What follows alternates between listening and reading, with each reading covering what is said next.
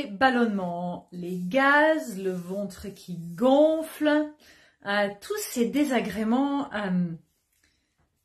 digestifs, j'ai mon chat qui arrive et qui veut absolument récupérer son fauteuil, digestifs, qu'ont vraiment beaucoup de gens, certains d'une manière occasionnelle, d'autres d'une manière très prononcée, très dérangeante, permanente et inconfortable, sont aussi une manifestation d'une digestion dégradée qu'on pourrait éventuellement mettre aussi sur le cadre des intestins irritables, en tout cas des problèmes digestifs. Et parfois, ça a des raisons beaucoup plus prononcées que d'autres.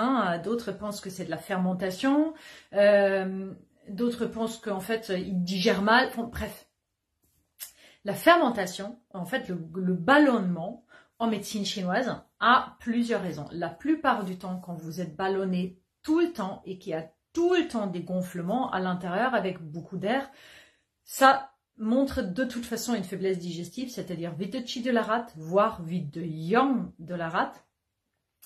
Et souvent, on peut aussi, quand ça gonfle beaucoup, ça me gonfle, que ça vous gonfle.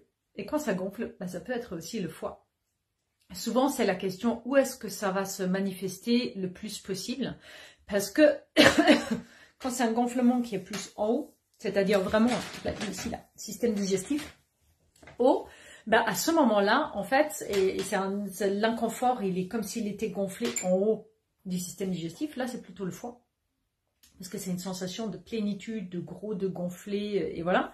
Et quand c'est plutôt en bas du corps, on peut partir du principe qu'on est plutôt dans un vide de yang, vide de qi, au niveau de la rate.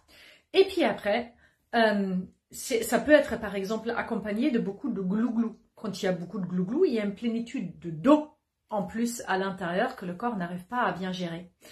Quand il y a des gaz, il y a différents types de gaz. Donc en fait, il y a les gaz qui puent, il y a les gaz qui puent pas. Quand les gaz puent, on est dans un souci de putréfaction du corps qui est souvent lié à une trop grosse consommation de viande, de protéines animales que vous n'arrivez pas à assimiler. Attention, ça ne veut pas dire que vous consommez forcément trop, mais que votre corps est incapable de les assimiler. Et puis après, vous pouvez être dans des gaz non odorants qui sont plutôt de la fermentation.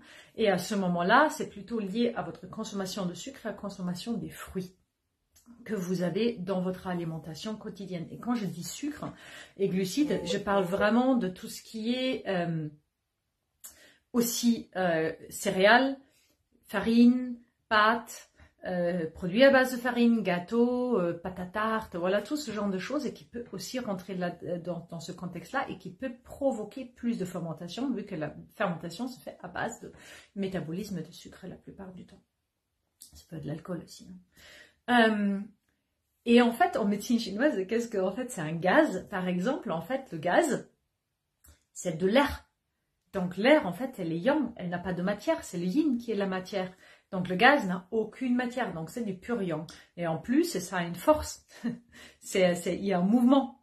Et en fait, ce mouvement-là, en fait, il devrait, ce yang, cette énergie-là, il devrait être lié à la matière et pousser la matière vers le bas. Et quand il y a une séparation entre les deux, c'est-à-dire il y a de l'énergie d'un côté, il y a la matière de l'autre côté, on a la matière qui stagne, qui ralentit et qui pourrit dans les intestins. Et de l'autre côté, vous avez l'énergie qui devrait être là pour la transporter et la transformer, qui s'échappe sous forme de gaz. Donc en fait, un gaz, c'est aussi un échappement d'énergie vers le bas. Dans le corps perd de l'énergie digestive.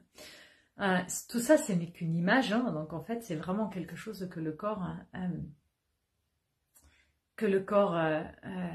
c'est une image pour expliquer de qu'est-ce qui se passe dans le corps.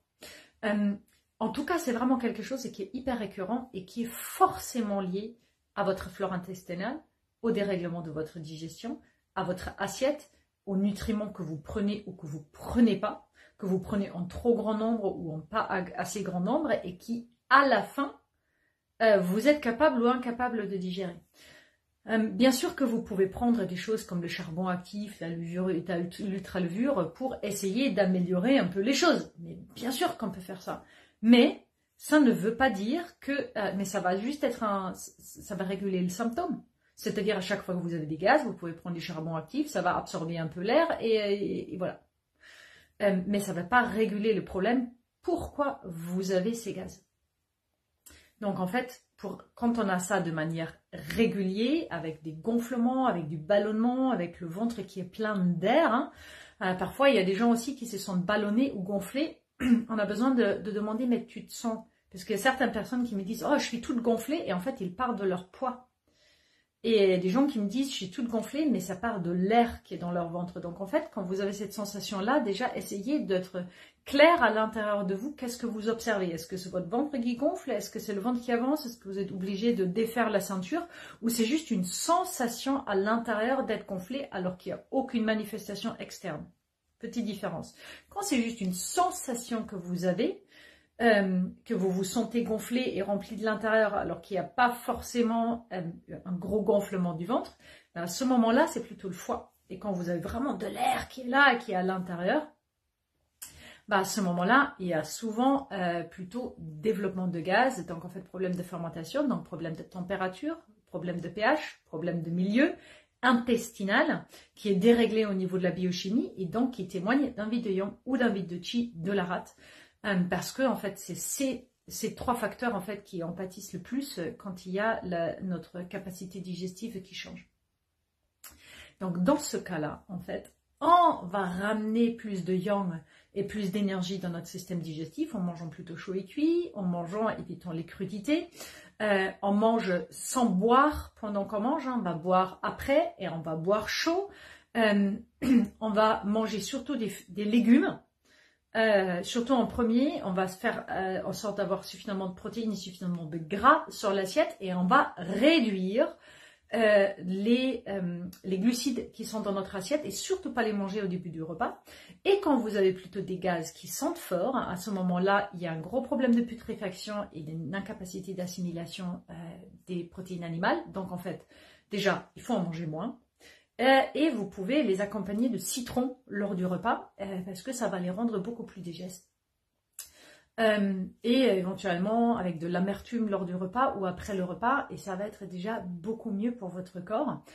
Juste avec ces quelques ajustements, ça peut être mieux et éviter les protéines, si c'est votre cas, si vous avez ces gaz de putréfaction qui puent, à ce moment-là, vous évitez de manger les protéines animales le soir. Parce que le soir, le corps a beaucoup de mal à les digérer, donc ils vont stagner vraiment longtemps dans votre système digestif. Donc mangez-les plutôt le matin et le midi et rien le soir.